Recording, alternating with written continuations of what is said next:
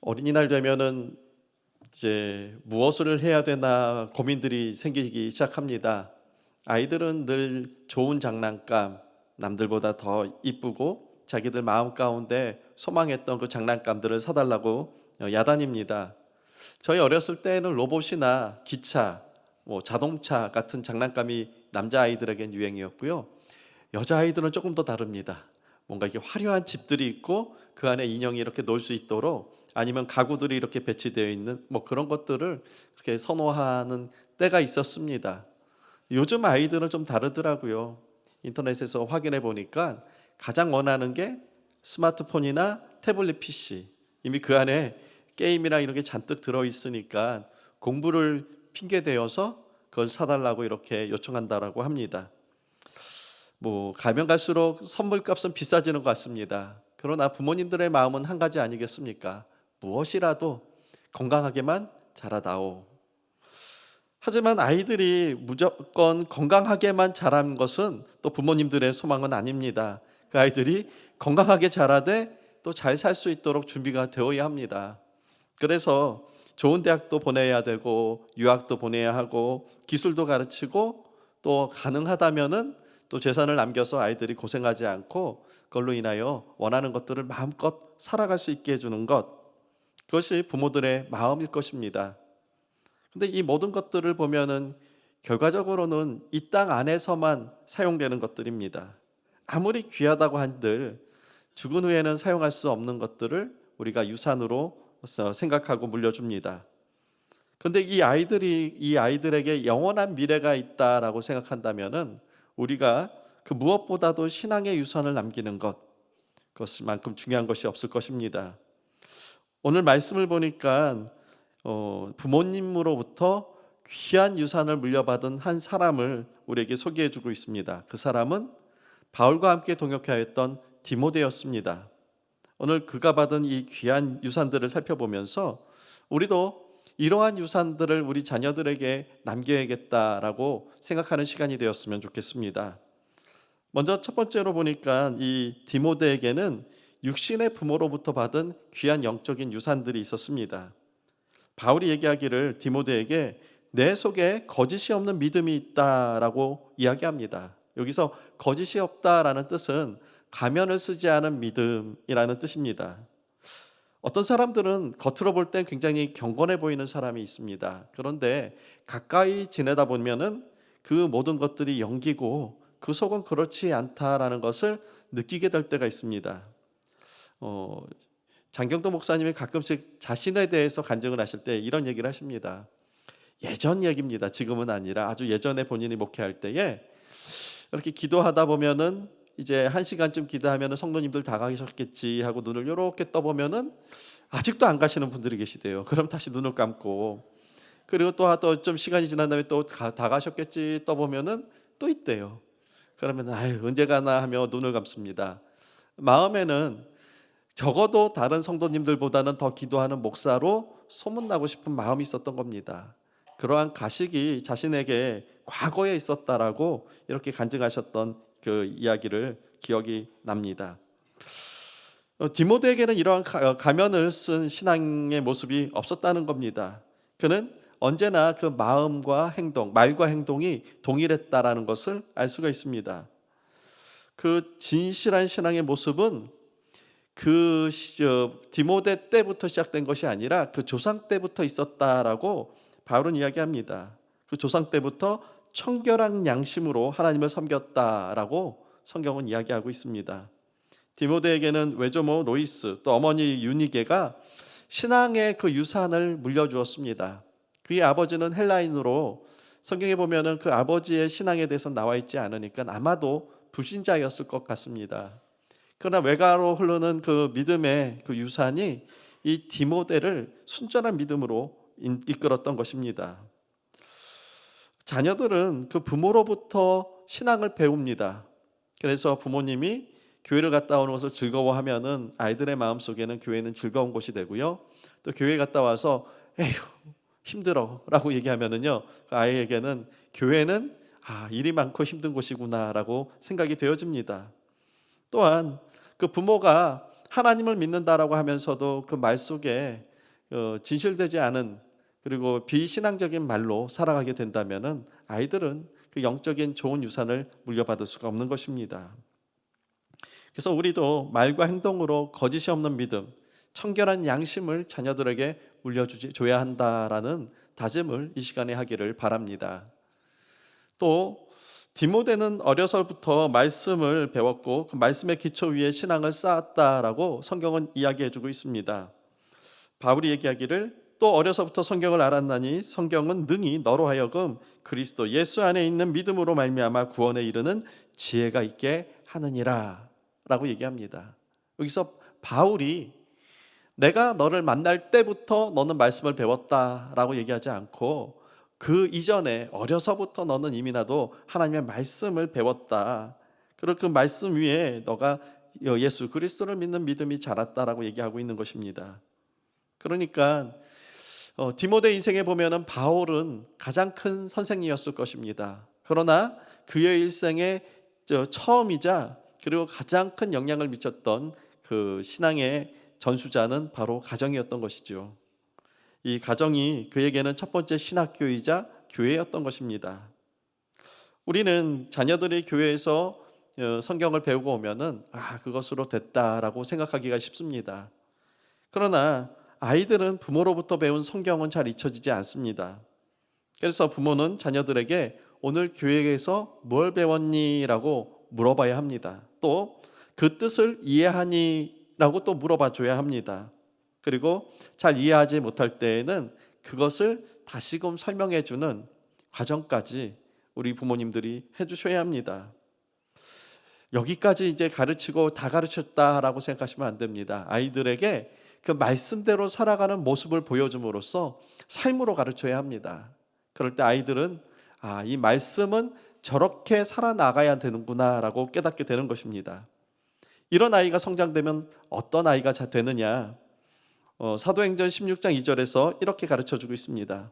디모데는 루스드라와 이고니온에 있는 형제들에게 칭찬을 받는 자니. 하나님의 말씀대로 양육되고 성장했더니 그 주변에 있는 교회들에게 공적으로 인정받습니다. 저는 바르고 그는 하나님 뜻대로 살아가는 자야 라고 하는 인정을 받습니다. 바로 우리의 교육이 하나님의 거짓 없는 믿음과 또 그 말씀의 순전함으로 배워졌을 때에 모든 사람들에게 자녀들이 칭찬을 받는 일이 있을 줄 믿습니다. 이처럼 디모데는 귀한 신앙의 그 유산을 부모로부터 받았습니다. 그런데 그에게는 또 다른 부모가 있습니다. 바로 영적인 부모입니다. 2절을 보니까 바울은 이렇게 이야기합니다. 사랑하는 아들 디모데. 이 원문을 보게 되면은 그냥 아들이라고 하지 않았고 거기에 참 혹은 진짜라는 단어가 하나가 더 있습니다. 사랑하는 진짜 내 아들, 참 내 아들이라고 바울이 디모데를 부르는 것입니다. 디모데의 복음을 전하기까지 바울은 목숨을 걸고 이 말씀을 전했으며 또 온 힘을 다해서 그를 사랑하고 또 그를 위하여 기도하였습니다. 그러니까 부모가 자녀를 책임지듯이 바울은 이 디모데의 영혼을 위하여 책임지는 자로 살았던 것입니다. 우리는 어디서 이런 영적인 부모를 만날 수가 있겠습니까? 교회가 영적인 가정이라면은 이 교회 안에 우리의 영적인 부모가 있는 것 아니겠습니까? 구역 안에서 내가 지치고 힘들 때 나를 위하여 기도하시는 그 권사님, 집사님, 장로님, 또 우리가 기관에서 나의 그 힘듦을 알고 나를 위하여 눈물을 흘리며 함께 기도해 주시는 그 분들이 우리들의 영적인 부모가 아니겠습니까? 또한 우리를 위해서 항상 기억하며 기도해 주시는 담임 목사님, 또 각 교구에서 기도하시는 교구 목사님들, 우리에게 하나님께서는 많은 영적인 부모를 허락하셨습니다. 왜냐하면은 이 길은 우리가 혼자 가기 어렵기 때문입니다. 우리를 위하여 함께 손잡고 나아갈 우리의 부모를, 영적인 부모를 하나님께서 우리에게 주신 것입니다. 바울을 보니까 디모데를 위해서 신앙적으로도 훌륭한 교사의 역할을 부모의 역할을 감당했지만은 그런데 그의 육적인 연약함, 그의 마음의 연약함까지도 바울은 알고 기도해 줬던 것을 볼 수 있습니다. 디모데는 지금 에베소에 사역을 하고 있습니다. 근데 이 에베소라고 하는 이 지역이나 또 그 교회가 여간 쉽지 않은 곳이 아닙니다. 에베소는 우상 숭배의 중심지였고요. 또 사람들이 교만하고 거친 동네이기도 했습니다. 그리고 진리에 대한 공격이 끊이지 않았던 곳이었습니다. 그런데 이 디모데의 성정은 굉장히 소심하고 좀 연약한 마음이 있었던 것 같습니다. 그러니까 자꾸 이 바울은 디모데에게 담대하라라고 권면합니다. 그런데 그가 건강에 좋지 않자 그의 육신을 위하여 물 대신에 포도주를 약으로 쓰라라고 또 이야기해 줍니다. 또 그 장로들 앞에서도 두려워 떨지 말고 담대하라고 자꾸 권면하고요. 지금 3절과 4절의 말씀을 보면은 바울은 감옥 안에 갇혀 있는 상태입니다. 이 디모데후서는 바울의 마지막 서신으로 서신을 쓴 이후에 얼마 안 있다가 순교를 당하는 그런 상황에 놓여 있는 형편입니다. 그럼에도 불구하고 바울은 자신의 처지보다는 디모데에 대해서 걱정을 합니다. 다시 디모데를 만날 생각을 하면서 그를 위해서 기도하고 있다라고 얘기하고 있습니다. 디모데가 힘들어서 눈물을 흘리는 그것을 알기 때문에 그 디모데를 다시 만나서 격려할 그날을 소망하는 것입니다. 우리에게도 이렇게 영적인 또 육적인 관심으로 우리의 연약함을 알고 우리를 위해 함께 기도하는 우리 영적인 부모가 있기를 소망합니다. 특별히 우리가 구체적으로 우리의 상황을 이야기할 때에 그 관계는 더욱더 깊어지게 되어집니다. 그러나 여기서 그치지 말고 우리가 그 하나님의 부르심대로 또한 연약한 자들을 위한 영적인 부모가 되기를 소망합니다. 우리가 이제 믿음이 약한 자들을 위해서 하나님의 말씀을 가르친다라고 할 때에 그 말씀을 가르치는 것도 참 귀한 일입니다. 그런데 때로는 우리가 말로 하는 것보다 그리스도의 사랑을 표현하는 것이 훨씬 더 강력한 힘이 될 때가 있습니다.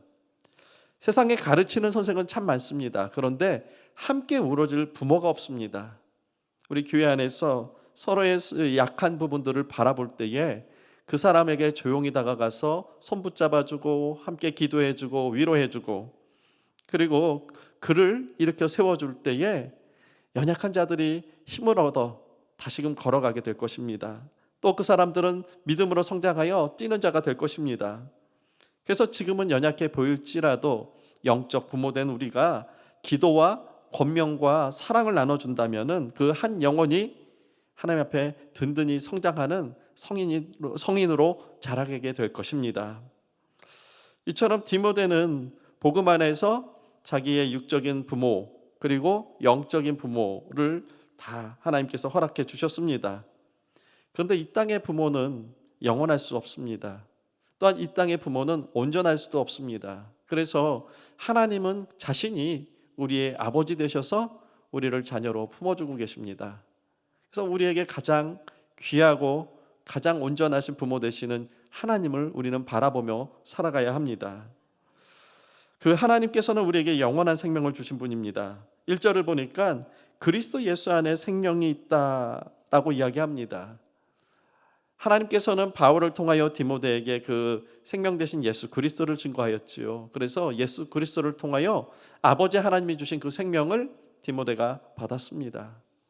우리도 그 하나님의 은혜를 통하여 예수 그리스도를 믿고 그 생명을 얻은 자입니다. 육신의 부모는 우리를 낳았지만은 그러나 영원한 생명을 주시는 분은 하나님 아버지이십니다. 또한 그 하나님 아버지는 우리에게 은혜와 긍휼과 평강을 주신다라고 오늘 말씀 2절에 기록되어 있습니다.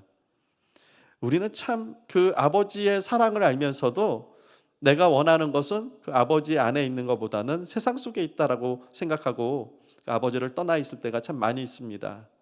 그렇게 아버지를 떠나 아버지와 함께 할 수 없는 세상의 더러움을 가득 묻히고 있을지라도 우리가 아버지께로 돌아오면은 그 아버지는 저 멀리서 우리를 바라보시고는 달려와 우리를 은혜와 긍휼로 안아주십니다. 그리고 지금까지 얻을 수 없었던 온전한 평화를 우리에게 허락하여 주십니다. 그것은 하나님께서 우리를 지키시기 때문에 우리가 얻을 수 있는 평안입니다. 하나님께서는 이렇게 우리에게 아버지가 되어지듯이 하나님께서는 또한 우리에게 이 땅에서 육적인 부모로서 또 영적인 부모로서 살아가기를, 하나님의 마음으로 그 일을 감당하기를 원하십니다. 그래서 우리에게 하나님께서 육적인 자녀들을 맡기셨습니다. 우리도 마찬가지로 육신의 부모를 통하여 믿음을 받았다면은 이 믿음을 계보를 우리 자녀들에게 잘 전달해야 될 소망이 있습니다. 우리는 그런 믿음의 가문이 아닌데요, 내가 믿음의 첫대인데요 라고 생각한다면은 또 우리에게 모델이 있지 않습니까? 믿음의 첫대 아브라함. 그 아브라함을 통하여 얼마나 큰 믿음의 가문을 이루셨습니까? 이제 나를 통하여서 하나님 이 믿음이 우리 자녀들에게로 흘러가게 하시고, 그래서 우리 이 가문이 하나님만 섬기고 하나님 안에 은혜를 누리는 가정 되게 하여 주시옵소서. 바로 그 믿음의 전달자인 부모의 역할을 잘 감당하시기를 소망합니다. 또한 우리에게 영적인 자녀들을 또 맡겨주셨습니다. 바울이 디모데를 그 사랑의 마음으로 밤낮으로 기도했던 것처럼 우리도 누군가의 아픔의 이야기를 듣는다면은 그를 위하여서 밤낮으로 기도하는 자가 되기를 원합니다. 그럴 때 그 영혼이 성장되어지고 또 그것을 통하여 하나님이 얼마나 기뻐하시겠습니까? 바라기는 우리 명문교회가 그런 영적인 가정이 되어서 단 한 명의 고화도 없이 누구나 다 이 안에서 위로받고 따뜻함을 얻기를 소망합니다. 그래서 우리는 자녀들에게 진짜 남겨야 될 유산을 우리는 남겨줘야 합니다. 그것은 영원히 간직할 수 없는 재산이나 또한 지식과 같은 것을 넘어서서 하나님을 전하는 것, 그 유산을 남겨줘야 합니다. 우리 자녀들이 하나님을 아버지라고 부를 수 있는 것, 이것이야말로 최고의 유산입니다. 그래서 우리가 우리의 가정을 하나님을 아버지로 모시고 그 하나님 안에서 아름다운 가정을 이루고, 또한 우리 명문교회가 그 하나님의 아버지의 뜻대로 잘 위로하고 섬기며 세우면서 그 하나님의 아름다운 명문의 집을 만들 때에 비로소 이 집은 하나님의 일컬어 아름답고 주님의 뜻대로 행하는 집이라 일컬을 줄 믿습니다. 우리 모두 그 아름다운 가정을 이루어가기를 소망합니다.